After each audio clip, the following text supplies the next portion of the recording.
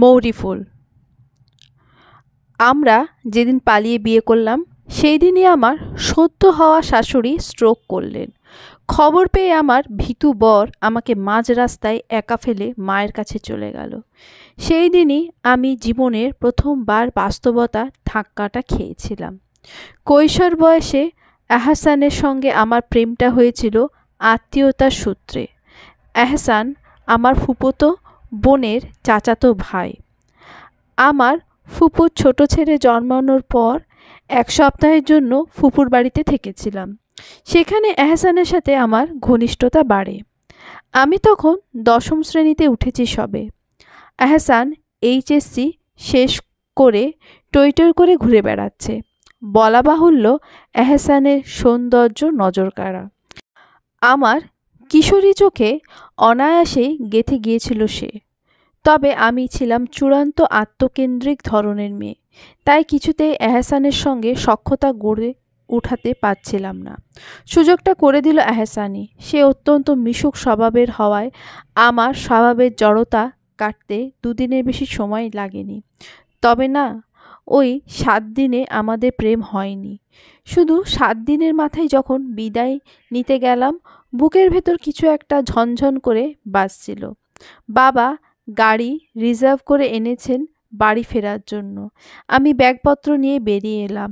এহসানকে আশেপাশে কোথাও দেখলাম না। কিছু একটা ফেলে এসেছি এই বাহানায় ছুটে গিয়েছিলাম ভেতরে। এহসানের ঘরে উঁকি দিয়ে দেখি সে জানলার কাছে চুপচাপ দাঁড়িয়ে আছে। কোনো কিছু না ভেবেই বলে এসেছিলাম, এহসান ভাই, তোমাকে ভীষণ মিস করব। এরপর আর পিছু ফিরে তাকাইনি। এক ছুটে এসে গাড়িতে চড়ে বসেছিলাম। সারাটি রাস্তা চোখের পানি লুকিয়েছিলাম কৌশলে। আমার বড় বোনটার গোয়েন্দা স্বভাব আছে। সে বোধহয় কিছু সন্দেহ করেছিল। বারবার খুঁচিয়ে বলছিল, বাপ্পা মৌরি, তুই তো ফুপির বাড়ি আসতেই চাইতি না, এবার হঠাৎ ছেড়ে আসতে চাইছিস না, ঘটনা কি? কোনো ঘটনা নেই তরি আপু, টুবাইয়ের জন্য মনটা কেমন করছে। টুবাই আমার ফুপির ছেলের নাম।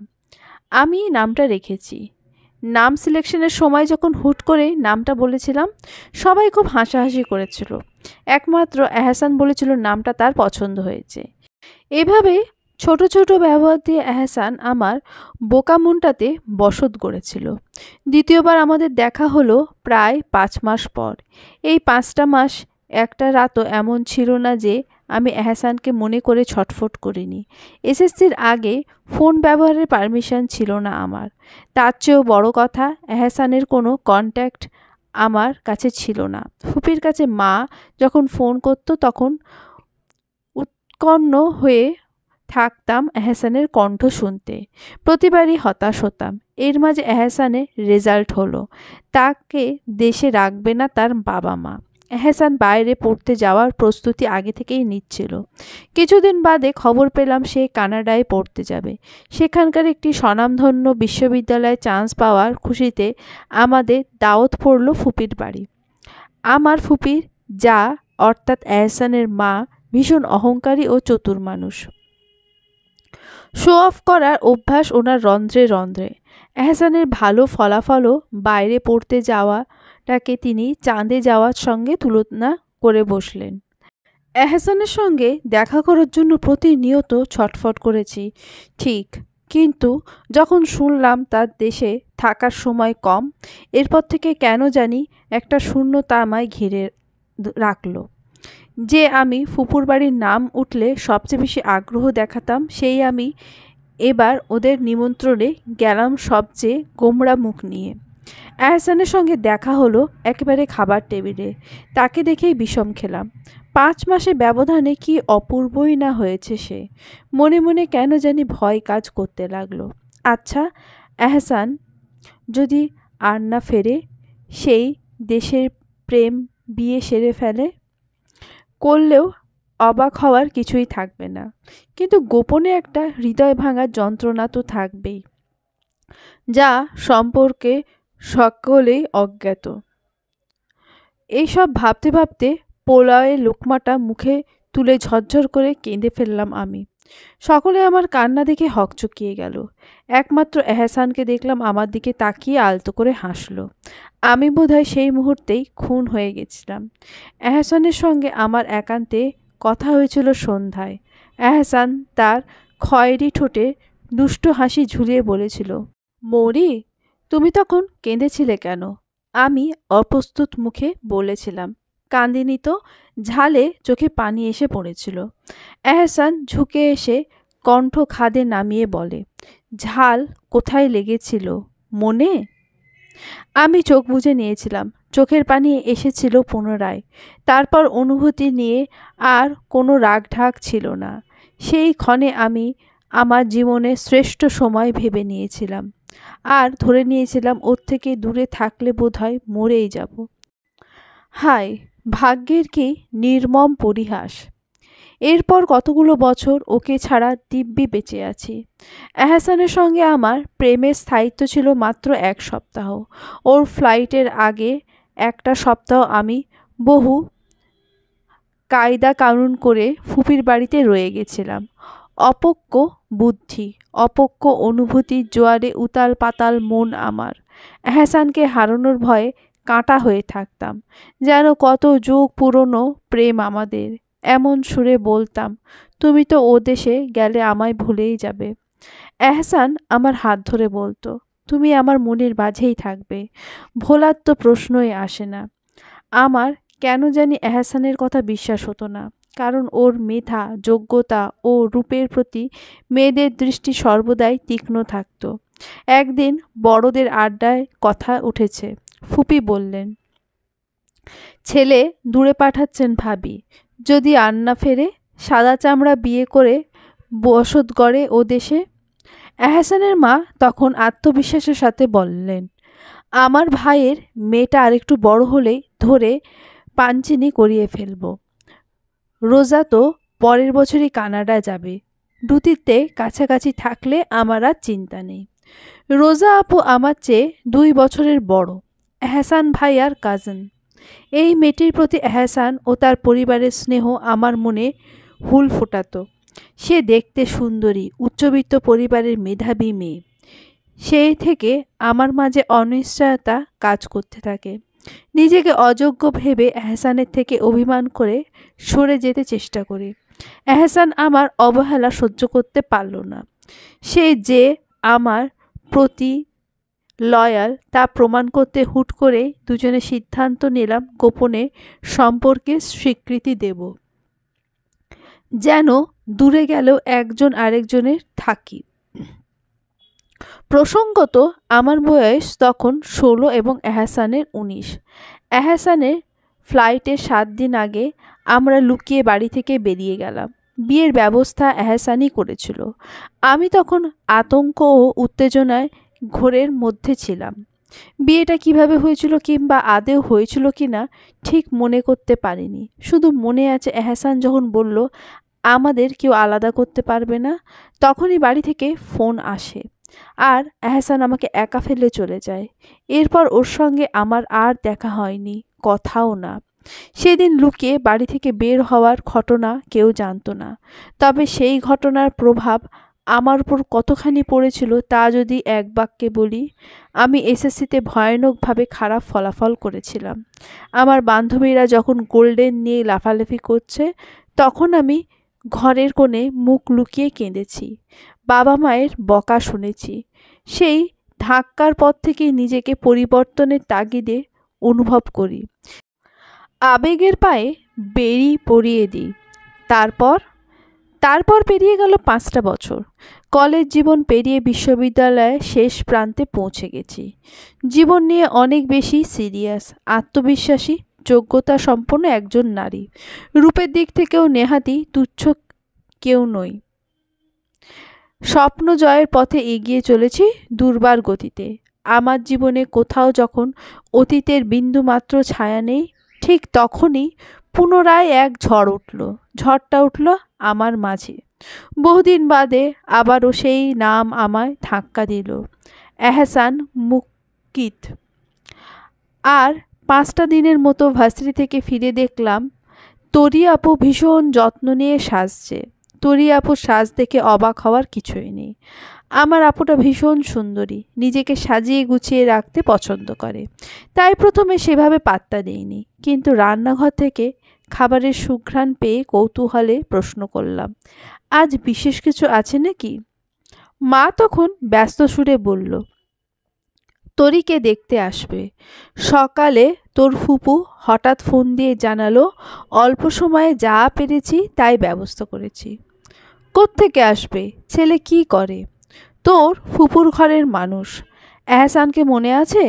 সে এবার দেশে আসছে বিয়ে করতে, তার জন্যই তরিকে চেয়েছে ওরা। জবাবে আমি স্তব্ধ হয়ে দাঁড়িয়ে রইলাম। এহসান মুকিত? এত কিছুর পরও কোন মুখে আমার বোনের দিকে নজর গেল তোমার? তরি আপু আমার চেয়ে 2 বছরের বড়। আমাদের স্বভাবের মিল খুবই সামান্যই। তরি আপু চঞ্চল, আমি চঞ্চল না হলেও একেবারে ধীর স্থির নই, যাকে বলে প্রয়োজন বুঝে ব্যবহার করা। তরি আপু দেখতে অতিশয় সুন্দরী, মেধাবী, আধুনিকতা। মাস্টার শেষ করে সরকারি চাকরির চেষ্টা করছে। আপুকে নিয়ে বাবা মায়ের অনেক বেশি আকাঙ্ক্ষা। আমি গড়পড়তা সাদামাটা মেয়ে, আমাকে নিয়ে খুব বেশি আকাঙ্ক্ষা বাবা মায়ের মাঝে দেখা যায় না। এসএসসিতে ভয়ানক বাজে ফল করে আমি তাদের সকল আশাকে অঙ্কুরেই নৈরাশ্যে রূপান্তরিত করেছিলাম। এরপর যতই ভালো করার চেষ্টা করেছি, আমার চেষ্টাকে আপুকে ছাপিয়ে কারোর নজর কাটতে পারেনি। বিয়ের ক্ষেত্রে তরি আপুর চাহিদার লিস্ট ছিল রেলগাড়ির মতো। ফলে এর আগে বহু সম্বন্ধ আসলেও কোনোটাতেই তার মন বসেনি। এবার চিন্তা ভিন্ন। আপুর হট পিঙ্ক লিপস্টিক মাখা ঠোঁটের হাসিটাই বলে দিচ্ছে পাত্রকে তা নিয়ে তার বেজায় আগ্রহ। কিন্তু আমার মনে যে বেজায় সংশয়। যে পুরুষের যোগ্যতার গুণে সকলে ধন্যী ধন্যী করছে, তার মেরুদণ্ডহীন রূপটা তো অল্প বয়সে দেখা হয়ে গেছে আমারই বোনের সঙ্গে তাকে আমি কিভাবে মেনে নিই? তবুও বিবেকের তীব্র উপস্থিতি এক ফাঁকে যতক্ষণ পর্যন্ত সামান্য পরিমাণ আবেগ তাজা ছিল, ততক্ষণ ভাবতাম অল্প বয়সে খামখেয়ালিপনায় দুজনে ভুল করেছি। এহসান হয়তো পরপর ঘটনার আকস্মিকতায় ভয় পেয়ে গিয়েছিল, কিংবা বিয়ে করার সিদ্ধান্তটা হতকারিতাই ছিল। পরবর্তীতে যখন ভয় কেটে যাবে, অন্তত আমার সঙ্গে যোগাযোগ করবে। ভুল শুধরে একে অপরের সঙ্গে সম্পর্কের ইতি টানা কিংবা ভালোবাসার প্রতিশ্রুতি বজায় রাখা কিছু তো একটা করবেই। কিন্তু দিনের পর দিন কেটে গেল। বাস্তবে তীব্র পেছনে আমার মূর্খ আবেগটা মিলিয়ে গেল যেন। আর আজ সেই এহসান কিনা চূড়ান্ত নির্লজ্জের মতো আমারই বড় বোনকে দেখতে আসছে। একবার ভাবলাম আপুকে সব বলে দিই, কিন্তু আপু যদি বিশ্বাস না করে? প্রমাণ যে নেই। তাছাড়া এহসানও যে ঘটনা অস্বীকার করবে না তার কি নিশ্চয়তা? নিজেকে হেয় করার স্বাদ জাগলো না মনে। কিন্তু এই বিয়ে হতে দেব না আমি।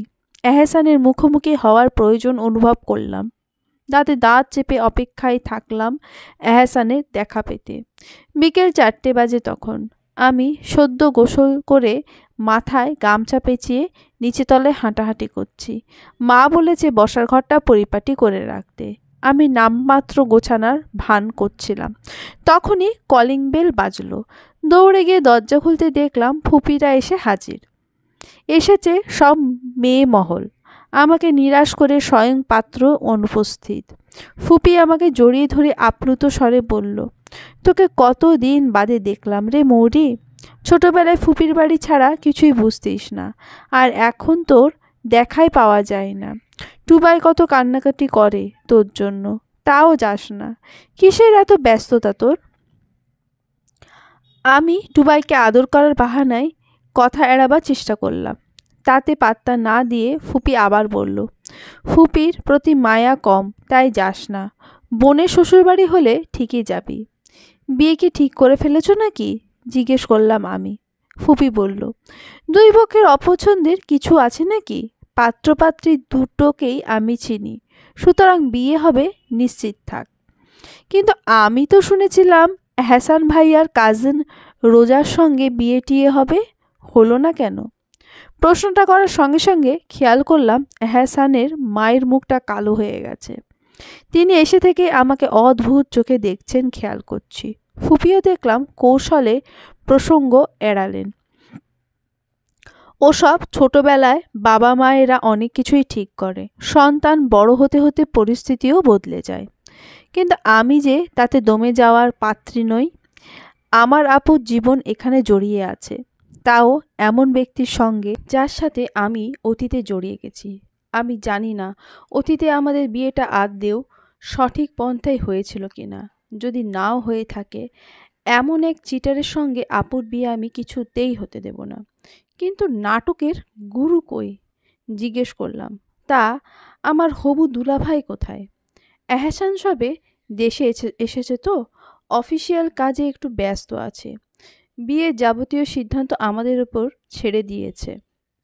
উত্তর আমার পছন্দ হলো না।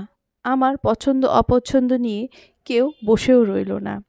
এক আসরেই পাত্রী দেখা থেকে শুরু করে বিয়ের কথাও ফাইনাল হয়ে গেল। ফুপি ঘোষণা দিলেন সামনের শুক্রবার পারিবারিকভাবে তরি আপুর সঙ্গে এহসানের আকদ হবে। বিয়ের আয়োজন হবে পরে।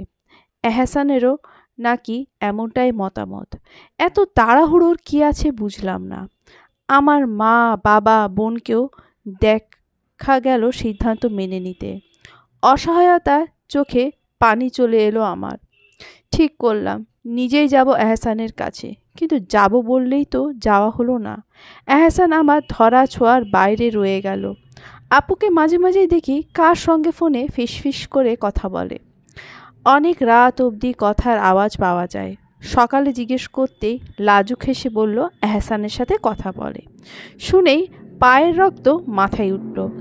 এহসানের মনে অতীত নিয়ে সামান্যতম অনুশোচনা বা আক্ষেপ নেই? কী করে আমার সঙ্গে মীমাংসায় না গিয়ে সে আপুর সঙ্গে রাতভর প্রেম করে বেড়ায়? এর মানে আমাকে পাত্তা দেওয়ার প্রয়োজনই নেই। এতটা বেপরোয়া হয়ে গেছে এহসান? ওর প্রতারণার মাত্রা দেখে অসুস্থ বোধ করতে লাগলাম। আপু ঘাবড়ে গিয়ে আমাকে ধরে ফেলল। চিন্তিত গলায় বলল, এই মৌরি, তোর কি হয়েছে? কিছু না আপু, সামান্য প্রেশার ফল করেছে। এই বয়সে এমন প্রেশার ফল করবে কেন? ঘরে গিয়ে শুয়ে থাক। আপু চলে যাচ্ছিল। আমি ডেকে বললাম, আপু, এহসান ভাইয়ের নাম্বারটা আমায় দেওয়া যাবে? আপু ভ্রু কুঁচকে বলল, তুই ওর নাম্বার দিয়ে কি করবি? এমনি হবু দুলাভাইয়ের সাথে পরিচিত হব। অনেক বছর হলো কথা হয় না তো, তাই। ও ব্যস্ত মানুষ, ফোনে কথা বলার প্রয়োজন নেই, সামনাসামনি দেখা করিস।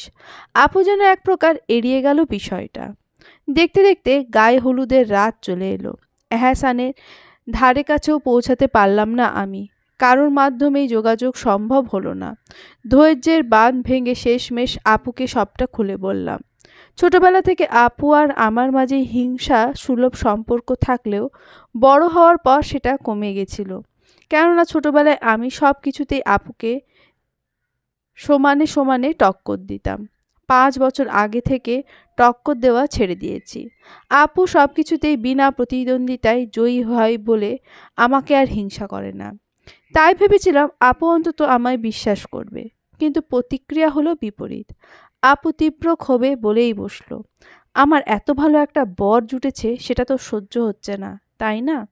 ছোটবেলার মতো হিংসা করে কেড়ে নিতে চাইছিস? আবার মিথ্যা বিয়ের গল্পও ফানছিস? তোর পেটে এত শয়তানি? বিশ্বাস করো আপু, এহসান একটা প্রতারক, মেরুদণ্ডহীন পুরুষ। আমি ওকে আমার জীবনে চাই না। ওর দ্বারা তোমার জীবন নষ্ট হোক সেটাও চাই না। আমি তোর আর একটা কথাও শুনতে ইচ্ছুক নই। এক্ষুনি আমার ঘর থেকে বেরিয়ে যা, নয়তো সবাইকে ডেকে ডেকে তোর কেচ্ছা শোনাবো।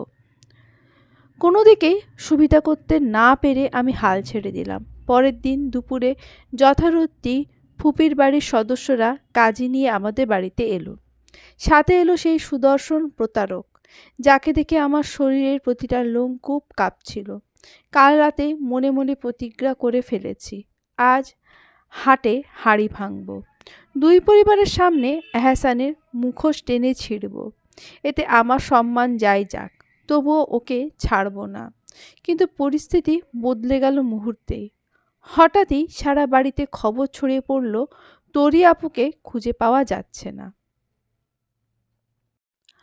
পার্লারে বউ সাজতে গিয়ে আপু আর ফেরেনি। সকলের মুখে মুখে বাতাসের বেগে প্রবাহিত হলো আপু পালিয়েছে। কিন্তু আমি এই বিষয়টা কিছুতেই হজম করতে পারছি না। কার সঙ্গে পালাবে? কেনই বা পালাবে? এহসান তো আপুর পছন্দের মানুষ। সমীকরণ মিলছে না। তবে আপু যে আমার ভাগের সুখটুকু নিয়ে পালিয়েছে তা না, তা নিয়ে কোনো সন্দেহ রইল না। কেননা পাত্রীর খোঁজ যখন সকলেই দিশেহারা, তখন স্বয়ং পাত্র মহাশয় সকলের খোঁজাখুঁজি স্থগিত করার নির্দেশ দিল। সঙ্গে আরও বলল, বিয়ে না করে এই আসর থেকে উঠব না আমি। আমি অবাক হয়ে সরাসরি তার চোখের দিকে তাকিয়ে দেখলাম, এত সব চিন্তিত মুখের মাঝে এহসান চিন্তাহীন মুখে বসে আছে। ফুপি বললেন, পাত্রী না পেলে বিয়ে করবে কিভাবে? এহসানের মা গর্জে উঠে বললেন, ওই মেয়েকে আমি আর ছেলের বউ করব না। এমন সময় সুর বদলালেন আমার ফুপা। আমার দিকে ঘাড় ঘুরিয়ে চেয়ে বললেন, দেশে কি মেয়ের অভাব যে তরির জন্য আমাদের ছেলে বসে থাকবে? পাত্রী তো চোখের সামনেই আছে। সেই ইঙ্গিত বুঝতে উপস্থিত কারোরই অসুবিধা হয়নি। বর বিয়ে করতে এসে অপমানিত হয়ে ফিরে যাবে তা বরপক্ষ সহ্য করবে না। তার চেয়ে এক মেয়ের বিয়ের সবাই আরেক মেয়েকে বলিদান দেওয়াটাই তারা সহজতর পন্থা মনে করে। সেখানে মেয়েটির অপমান কতটুকু তা নিয়ে ভাবার অবকাশ ওদের নেই। এক মেয়ের অপমানের শোধ আরেক মেয়েকে দিয়ে পূরণ করবে তারা।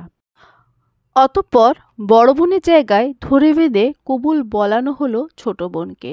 আমি সেদিন খুব কেঁদেছিলাম।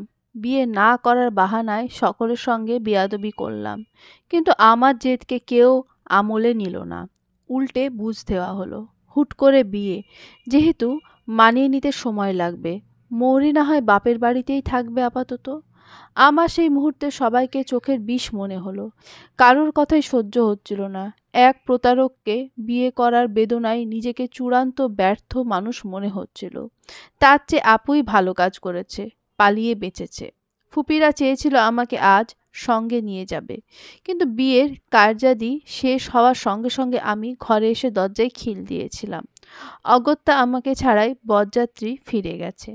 কিন্তু নিয়ম অনুযায়ী বাসর রাত যাপনের জন্য এহসান আমাদের বাড়িতে থেকে গেছে। ইচ্ছের বিরুদ্ধে বিয়ে দেওয়ায় বাবা মা কাউকে আমাকে কিছু বলতে পারছে না। অবশ্য এখানে বাবা মায়ের কিছু করারও ছিল না।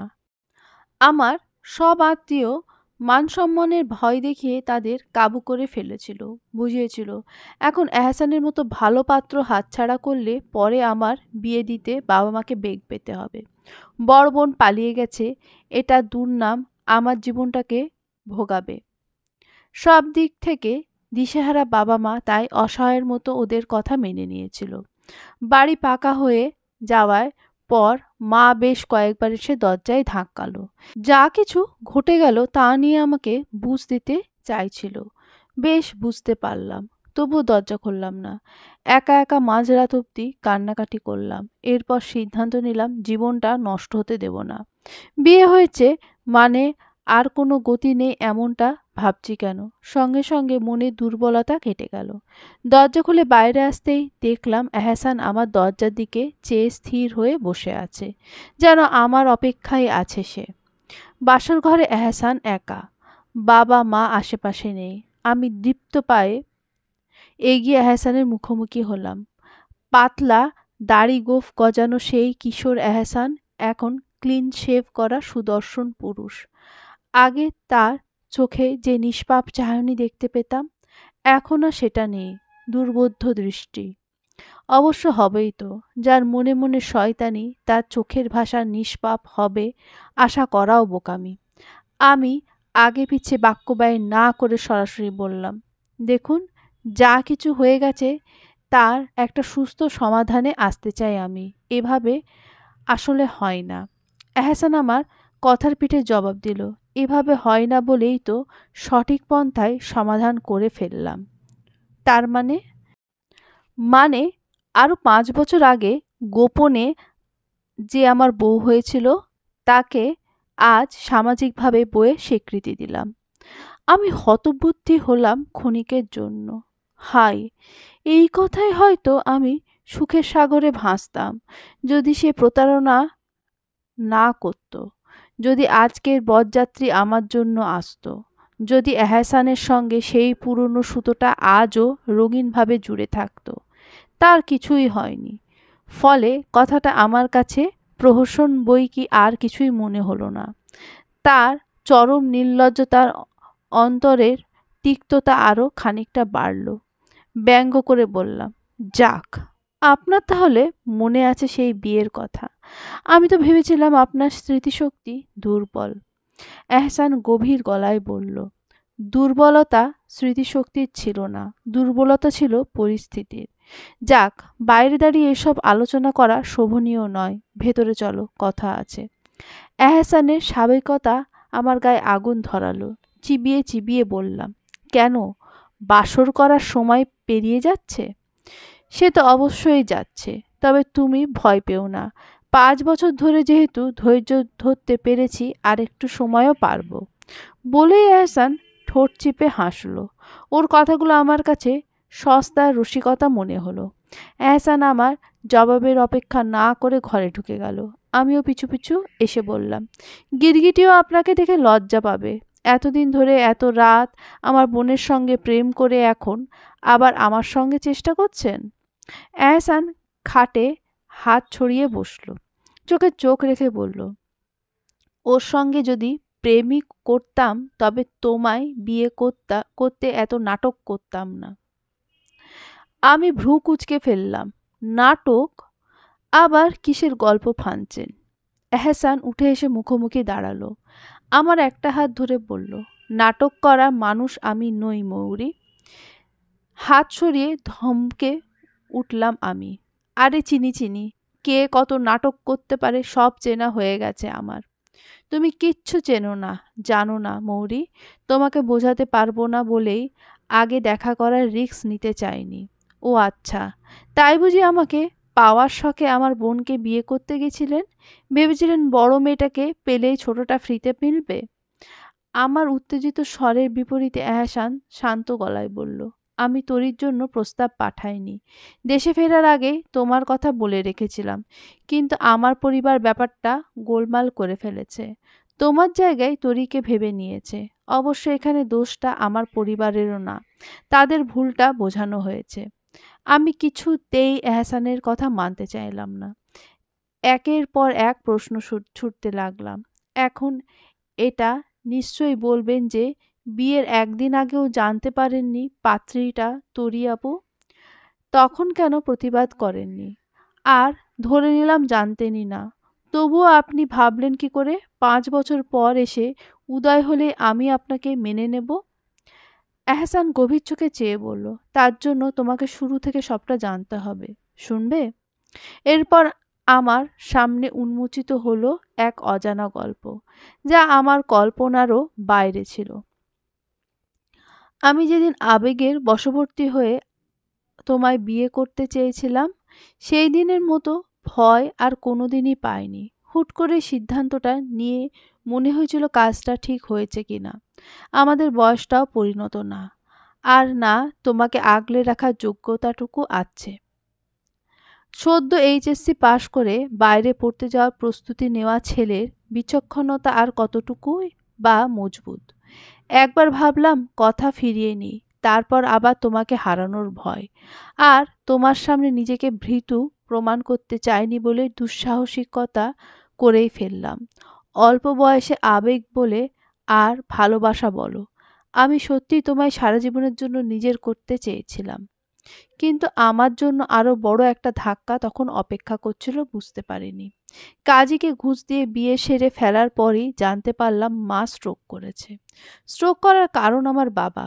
অফিসের এক কলিগের সাথে ওনার ঘনিষ্ঠতা প্রমাণ এসেছে মায়ের কাছে, যা তিনি সহ্য করতে পারেননি। ছেলে হিসেবে আমিও পারিনি। এদিকে বাবার অধঃপতন, অন্যদিকে মায়ের মুমূর্ষু অবস্থা। আমার মাথা কাজ করছিল না। তাই তোমাকে রেখেই হাসপাতালে চলে যাই। বন্ধুকে বলেছিলাম তোমায় বাড়ি পৌঁছে দিতে, কিন্তু তুমি আমায় ভুল বুঝে একাই চলে গেছিলে।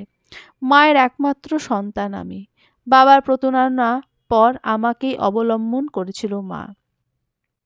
তখন যদি তোমার সঙ্গে আমার গোপন বিয়ের খবর প্রকাশ্যে আসতো, তাহলে হয়তো আরেকটা ধাক্কা ওনাকে আমি বাঁচাতে পারতাম না। তাই ভয়ে কিছুদিন তোমার সঙ্গে যোগাযোগ করিনি। পাছে মা সন্দেহ করে, পাছে কিছু প্রকাশ পেয়ে যায়। তাছাড়া তখন মাকে নিয়ে ছোটাছুটি ও বাবার সঙ্গে সমঝোতা, আমরা মানসিক পরিস্থিতি ছিল না তোমার সঙ্গে দুটো কথা বলে নিজের মনের অবস্থা জানায়। আমার সেইটুকু বোধও ছিল না। তারপর ১ সপ্তাহ বাদে আমার ফ্লাইট। সব দিক থেকে কোণঠাসা হয়ে পড়েছিলাম। বাবার গোপন অন্যায়টি আমি আর মা গোপনেই রেখেছিলাম। এমনকি একই বাড়িতে থাকা বাকি সদস্যরাও বুঝতে পারেনি। ভেবেছে আমি চলে যাব বলে মা মানসিকভাবে ভেঙে পড়েছে। বাবা আমাদের কাছে ক্ষমা চেয়েছিল, নিজেকে শুধরেও নিয়েছিল। তবে আগে সেই সম্মানটা আর ফেরত দিতে পারিনি। বিদেশের মাটিতে পা রেখেই আমি একটু স্বস্তি পেয়েছিলাম। অবকাশ পেয়েছিলাম তোমায় নিয়ে ভাবার। তোমার কাছে ফোন ছিল না, ছিল না সোশ্যাল অ্যাকাউন্ট। কাকিকে ফোন দিয়ে মাঝে মাঝে ইনিয়ে বিনিয়ে তোমার কথা জানতে চাইতাম। কাকি বলতো তুমি নাকি অনেক বদলে গেছো। বদলটা কেমন তা বলতো না। এরপর বহু প্রচেষ্টার পর তোমার বড় বোন অর্থাৎ তরির সঙ্গে যোগাযোগ করতে পারলাম।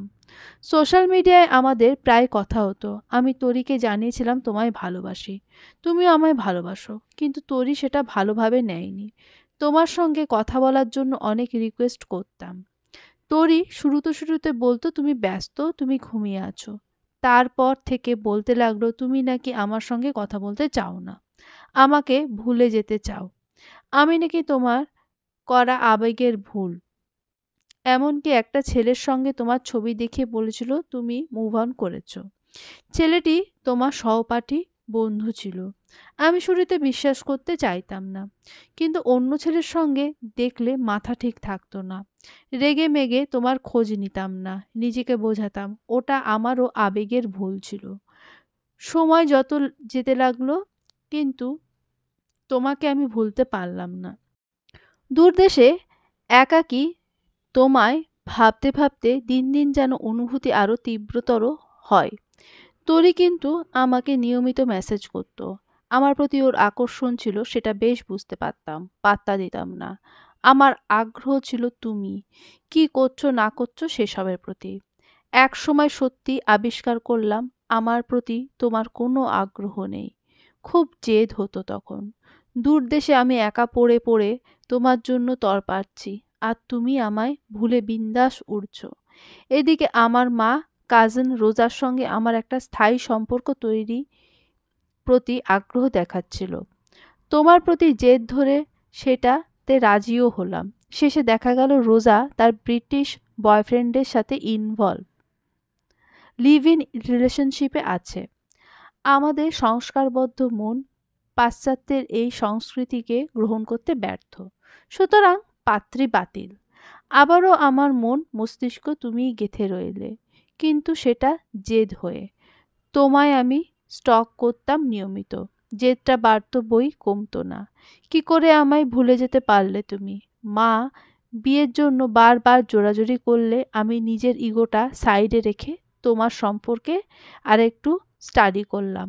জানতে পারলাম তুমি কোনো রিলেশনশিপেই নেই। নিজেকে বোঝালাম আমায় হয়তো ভুলে গেছো, কিন্তু অন্যত্ব হওনি।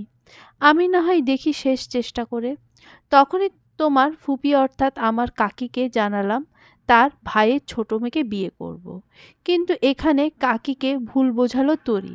কাকি যখন বলল ভাইয়ের মেয়ে বউ করবে, তখন তরি নাকি আগ বাড়িয়ে বলেছে তার সঙ্গে আমার ৫ বছর ধরে নিয়মিত যোগাযোগ। আমি ওর খোঁজ খবর নেই। মৌরির সম্বন্ধে নাকি আগ্রহ নেই আমার। তখন কাকি ধরে নিল তরিকেই আমি চেয়েছি। হয়তো বলতে বা শুনতে ভুল হয়েছে।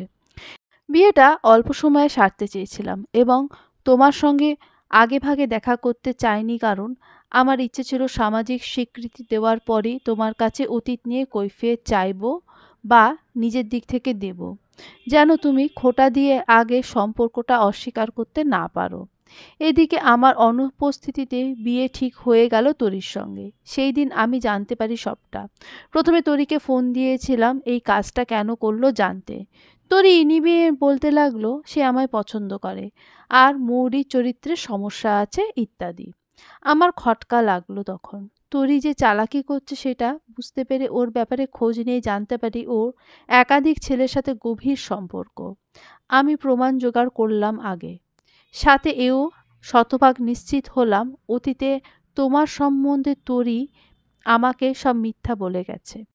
এখন এক মেয়ের সঙ্গে বিয়ে ভেঙে আরেক মেয়েকে চাওয়াটা দুই পরিবারে জটিলতা সৃষ্টি করবে জেনেই আমি তরিকে বোঝাচ্ছিলাম বিয়েটা ভাঙতে এবং দুজনে একসাথে বসে পরিবারকে বোঝাতে। তরি রাজি হচ্ছিল না, উল্টে থ্রেট দিচ্ছিল বিয়ে না করলে আমায় দোষারোপ করে নোট লিখে সুইসাইড করবে। শেষমেশ কাল রাতে ওকে আমি হুমকি দিই, বলি আজ বিয়ের আসরে যদি ওকে বউ সেজে দেখি তবে সবার সামনে ওর চরিত্র কার্যত ফাঁস করে দেব। তখন বিয়ে তো হবেই না, কাউকে মুখও দেখাতে পারবে না। তরি ভয় পেয়ে রাজি হয়ে যায়, বিনিময়ে মোটা একটা অ্যামাউন্ট দাবিও করে। আমি তোমার বাড়িতে আসার আগে ওকে অ্যামাউন্টটা দিয়ে এসেছি। কাকাকে আগেভাগে সব জানিয়েছিলাম যেন তরি পালিয়ে গেছে শুনে উনি পরিস্থিতি নিয়ন্ত্রণে আনতে পারেন। আর আমি জানতাম আজ রাতে এই মুহূর্তটা আমার জীবনে আসবে, সমস্ত ভুল বোঝাবুঝির অবসান ঘটবে। সবটা শুনে আমি স্তব্ধ হয়ে বসে রইলাম। তৎক্ষণাৎ কোনো প্রতিক্রিয়া খুঁজে পাচ্ছিলাম না।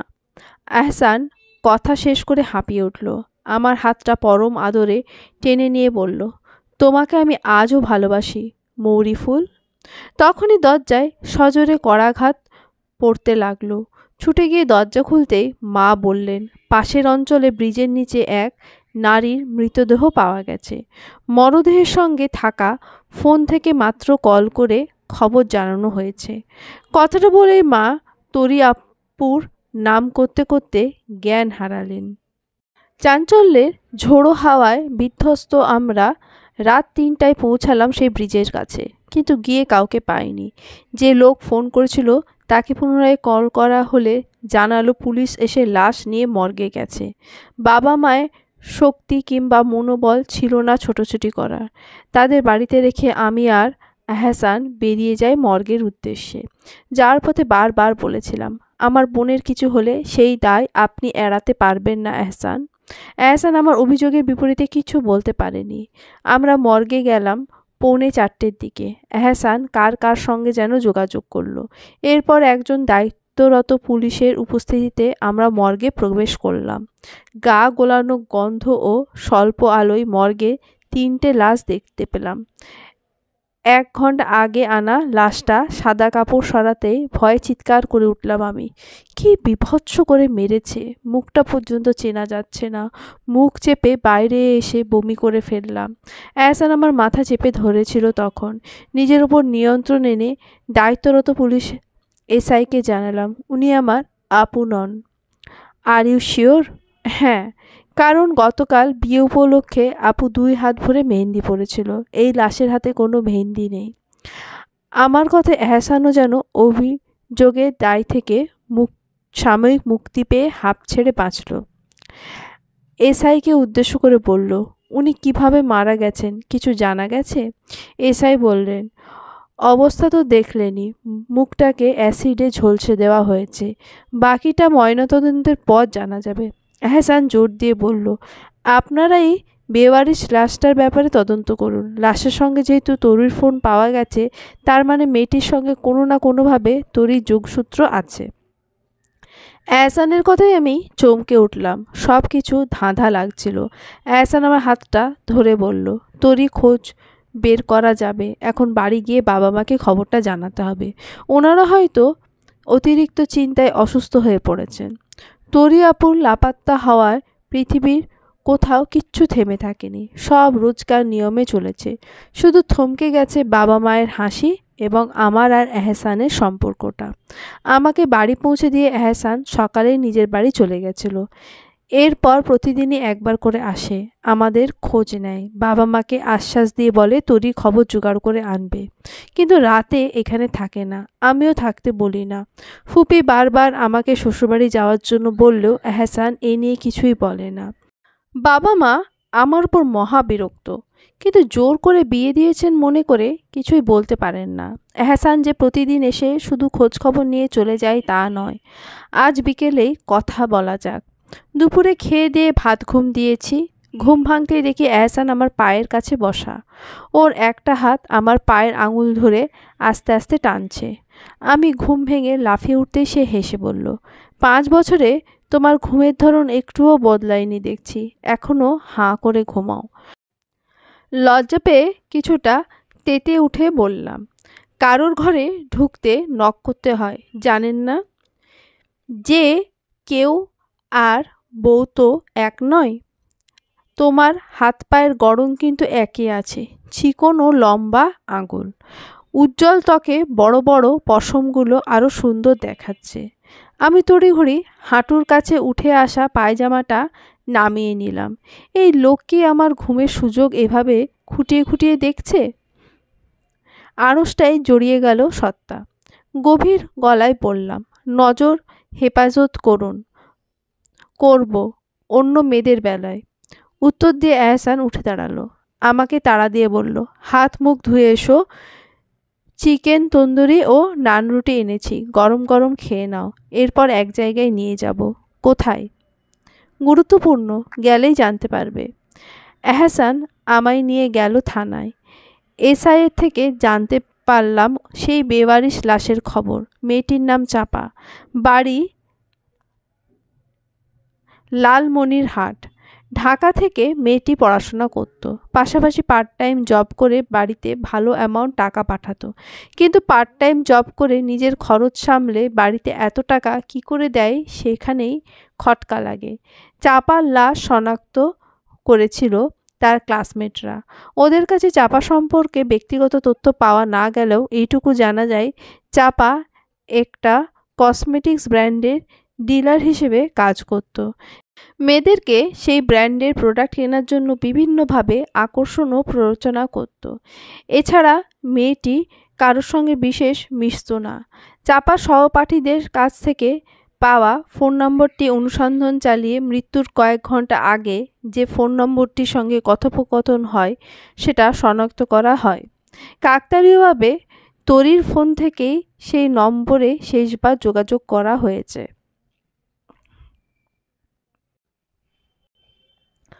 অর্থাৎ দুটি মেয়ের সঙ্গেই লোকটি যোগাযোগ আছে। অনুসন্ধান করে জানা যায় সেই নম্বরটি কসমেটিক্স ব্র্যান্ডের মালিক কায়সারের। মালিকের সঙ্গে চাপার বেশ সখ্যতা ছিল। সখ্যতা এমন পর্যায়ে গেছিল যে প্রায় কায়সারের বাগান বাড়িতে দেখা যেত চাপাকে। পরবর্তীতে মেয়েটি অন্তঃসত্ত্বা হলে সন্তানের অধিকার দাবি করে। স্বাভাবিকভাবেই তথাকথিত প্রেমিক তা দিতে অস্বীকার করে। চাপাও সবাইকে জানিয়ে দেওয়ার হুমকি দিতে থাকে। এদিকে কায়সারের প্রেমিকা ছিল তরি। কথা ছিল খুব শীঘ্রই তরিকে বিয়ে করবে কায়সার।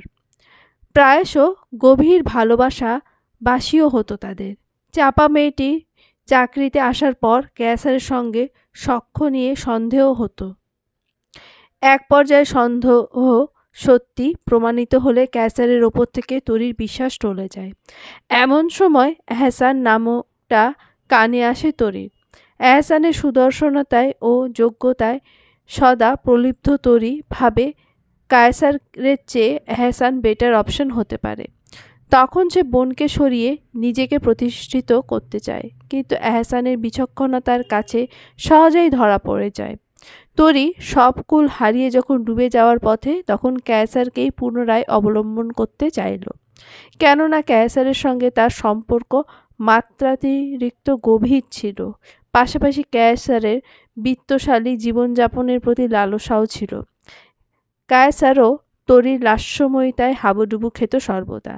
সে কায়সারকে চাপ দিতে লাগলো চাপার ঝামেলার উপরে ফেলে বিয়ে করে নিতে।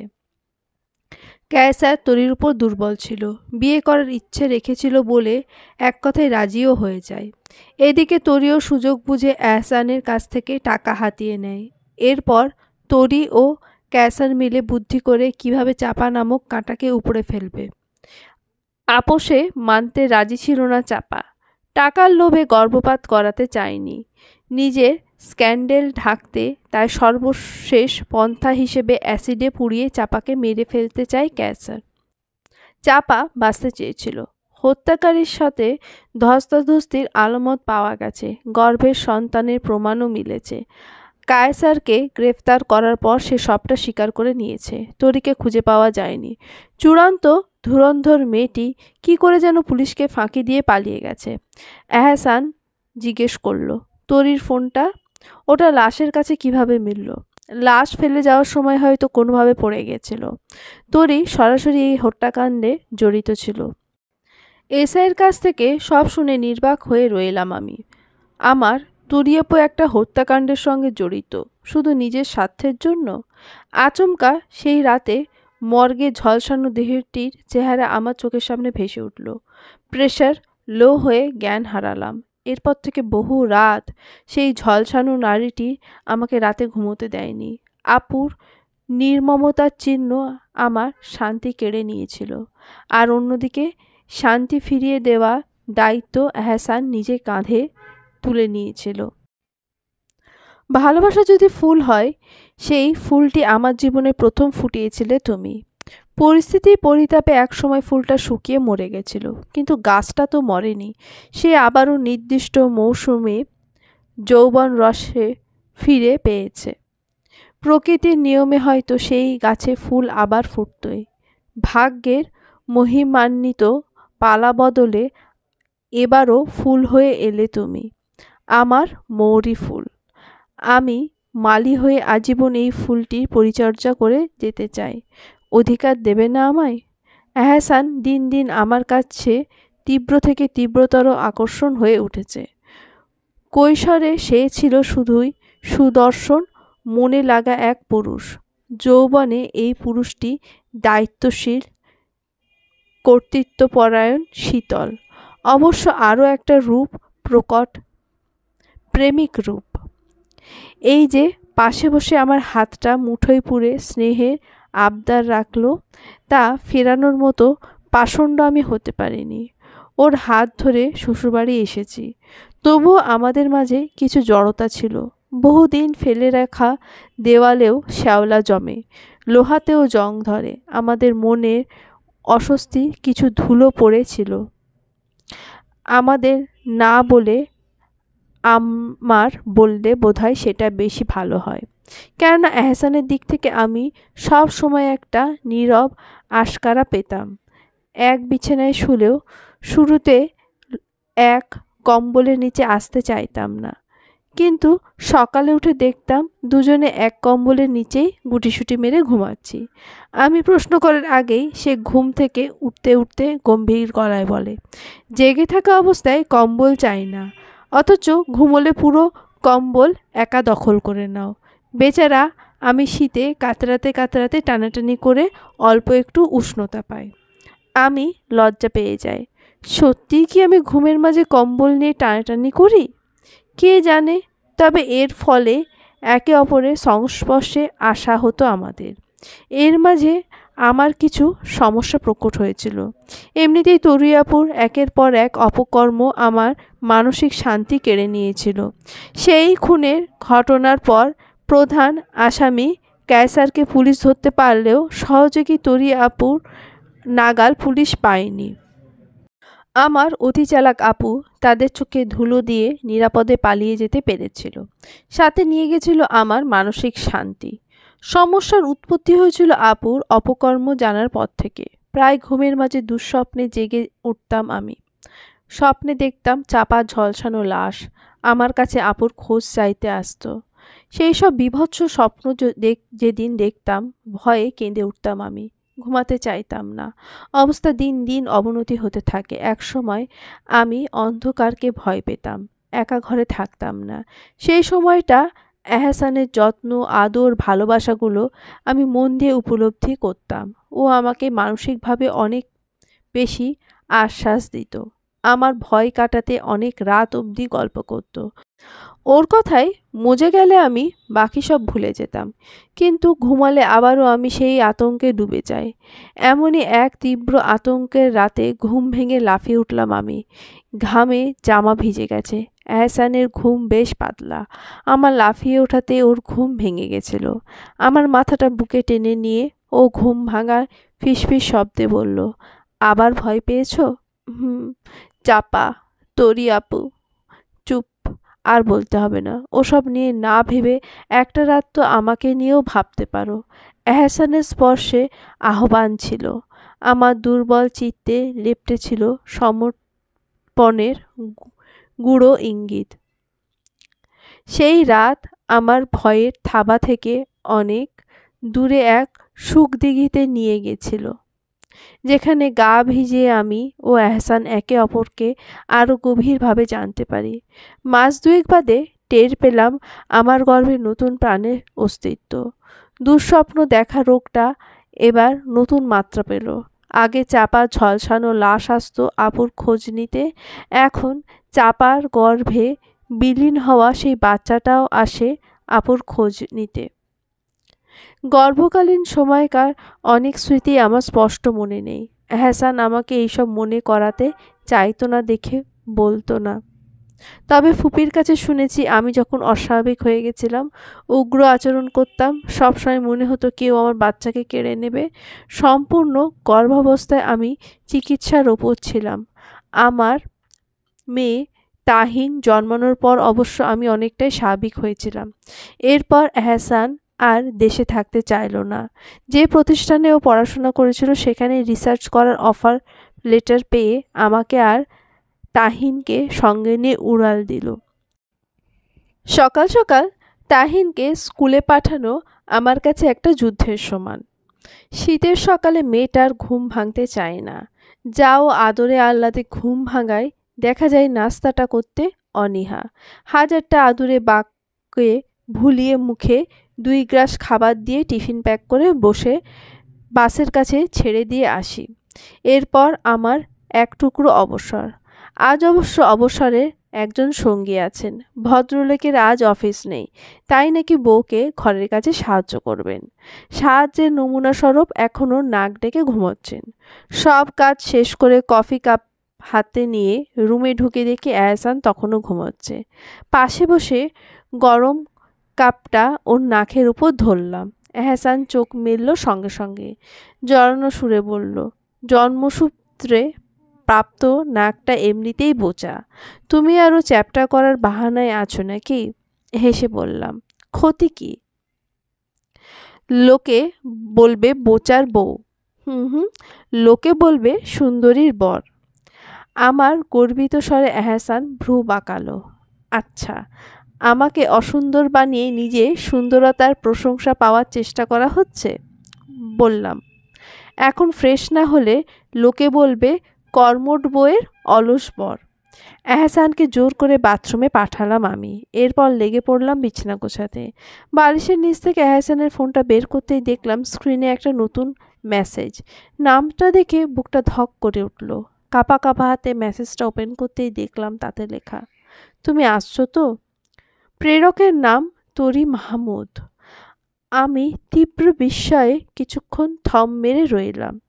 এরপর উপরের মেসেজ চেক করতেই দেখতে পেলাম গতকাল রাতে 2টো কথোপকথন। কাল দুপুরে দেখা করতে এসো, আমি অপেক্ষায় থাকব, আসবো। এহসানের ছোট্ট জবাব। বাথরুমে ছিটকানি খোলার আওয়াজে ফোনটা রেখে দিলাম। ও গোসল সেরে এসেছে। বললাম, আজ দুপুরে আমাদের বাইরে খেতে যাওয়ার কথা। এহসান আমার গালে একটা চুমু খেয়ে বলল, আজ সম্ভব হচ্ছে না সোনা, আর্জেন্ট কাজ পড়ে গেছে, তবে সন্ধ্যায় মাস্ট। তাহিনকে নিয়ে একসঙ্গে বের হব। আমার মুখ দিয়ে আর জবাব এলো না। এহসান ব্যস্ত হাতে পোশাক পরে বাইরে যাওয়ার জন্য তৈরি হয়ে নিল। বের হওয়ার আগে আবারও আমার গালে একটা চুমু খেয়ে বলল, খুব বেশি দরকার না হলে যেতাম না, মন খারাপ করো না, ফিরবো শীঘ্রই। এহসান বেরিয়ে গেল। 5 মিনিটের ব্যবধানে আমিও বের হলাম। এহসানের ফোন থেকে দেখা করার লোকেশন জেনেছি। সেটা একটা হসপিটাল। আপু আর এহসানের কেন দেখা করছে তা নিয়ে মনে সংশয় জমেছে। তার চেয়েও বেশি উত্তেজনা কাজ করছে এটা জানতে যে এতদিন বাদে তরি আপু কোত্থেকে এলো, আর এহসানের সঙ্গেই বা তার যোগাযোগ হলো কি করে।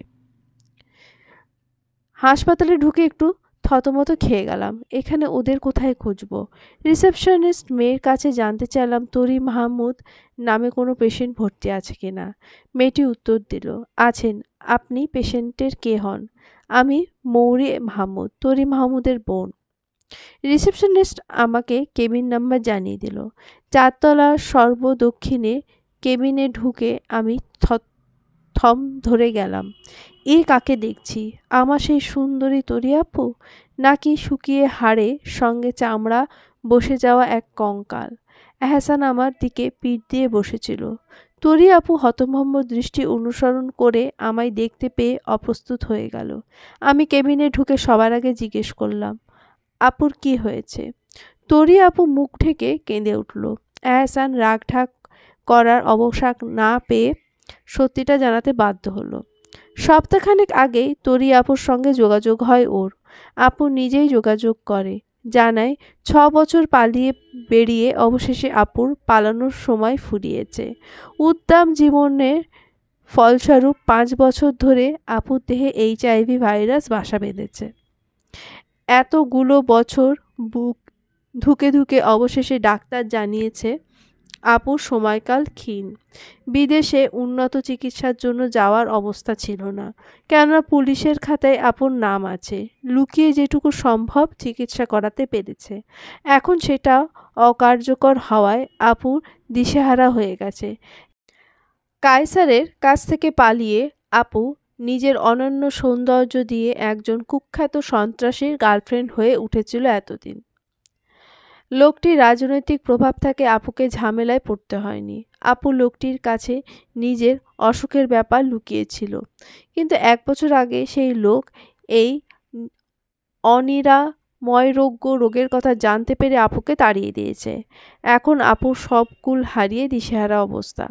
বাবা মায়ের কাছে ফিরে যাওয়ার মুখ নেই, আমার সামনে দাঁড়ানোর মুখ নেই। তাই এহসানকেই ডেকেছিল সাহায্যের জন্য, কিন্তু এহসান নিজের অপারগতা জানিয়ে দিয়েছে। আপু তবুও মানতে চাইছিল না বলে এহসান আজ দেখা করতে এসেছে। আমি এহসানকে নিজের চেয়েও বেশি বিশ্বাস করি, তাই অতীতের মতো চোখে না দেখে কানে না শুনে নিজের মতো কিছু ভেবে নিইনি বা মনের মাঝে কোনো হীন চিন্তা ঠাঁই দিইনি। আমি দুর্বল পায়ে হেঁটে আপুর পাশে বসলাম। ঝাপসা চোখে দেখলাম আপুর বেঁচে থাকার আহাজারি। মরি, মরি রে, আমি বাঁচতে চাই, আমাকে তোরা বাঁচা। হুট করেই চোখের সামনে ভেসে উঠল চাপা সেই ঝলসানোর দেহটি। ভেজা গলায় ফিসফিস করে বললাম, চাপাকে মনে আছে আপু? সেও এভাবে আমার স্বপ্নে এসে বেঁচে থাকার আকুলতা প্রকাশ করত। আপু অনুতপ্ত কান্নার বেগ বেড়ে গেল। আমি যেন ওর মাঝেই চাপাকে দেখতে পেলাম। মনে হলো সেই দুঃস্বপ্নগুলো আজ আমায় হালকা করে দূর হয়ে যাচ্ছে। সমাপ্ত।